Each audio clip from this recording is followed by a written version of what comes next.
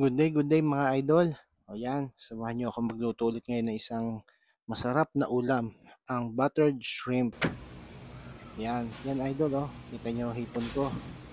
Get na tayo ng bawang sibuyas, paminta, margarine, paprika, asukal. Yan lang naman ang sahog niyan. O yan oh, ginisa natin ang ating bawang sibuyas. Kailangan medyo brown lang pero huwag tostado kasi papait pa eh. Yan. Napakasarap na ulam yan. Sigurado ubos na naman ang kanin natin yan. Yan. Salamat nga pala sa mga kaibigan kong nanonood at saka nag-like, nag-share ng ating video. Hindi dahil sa inyo hindi kakalat yung ating video.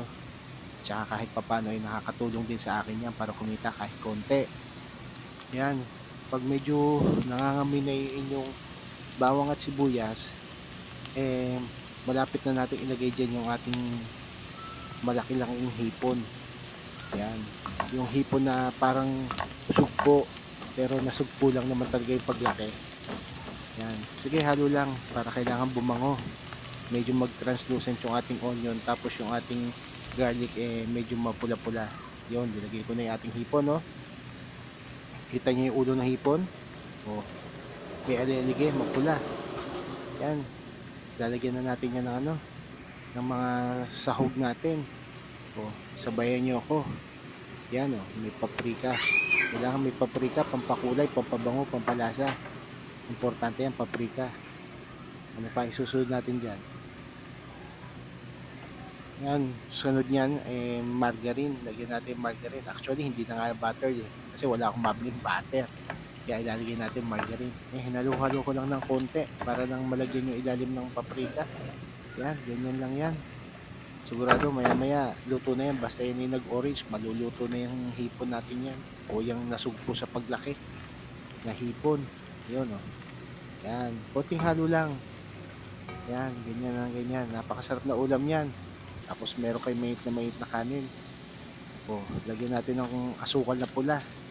Pag ako'y nagluluto, asukal na pula talaga gamit ko. May ibang lasa siya kumpara sa asukal na puti. Mas masarap ang lasa ng asukal na pula. Yan, ganyan lang. Halo-halo lang. Yan, ganyan. Sige. Para matunaw-tunaw yung asukal. Tsaka hindi masunog yung bawang sa ilalim. O tignan nyo. Orange na yung ating hipon. Ganda na itsura. O, bigyan konting asin. Konti lang at may alat na naman yan. Gawa ng ating hipon huli sa dagat. May alat-alat na yan. May lasa na yan. Nandiyan na yung ninamnam yan. Alam niyo naman hipon, napakasarap niyan. Ayan, ganyan lang, halo lang ng konti. Ako'y nahihirapan nga maghalot, hawak ko rin kasi yung camera eh. Kaso tagang ganyan eh. Kailangan natin i-video nang tayo may content. Sarap niya no. O, tas yan, bigyan ko na ng margarine.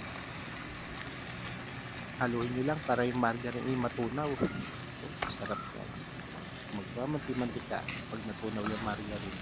Pwede na isabaw sa kanin o sausawan mo ng binalatan ng hipon. Ayan. Yung bango. Kung kayo nandito lang, sigurado ko gutom na kayo sa amoy pa lang ng aking niluluto. Ayan. O. Yes, maluto ng hipon. Huwag yung masyadong i-overcook at akapit yung balat sa laman eh. Saka titigas yung hipon. Ganyan lang. Kita nyo, mabilisan lang yung luto natin. Kung mas malakas-lakas nga lang sana yung apoy ko di kanina pa tapos yan. O, diba? Basta yan yung nagpulay-pulang ganyan luto na yung hipon na yan. Yan. Samahan nyo ako, kakain na tayo nyo maya-maya ha. O, paano? Sa susunod na araw na lang ulit kapag ako may lulutuin. Paalam. Salamat.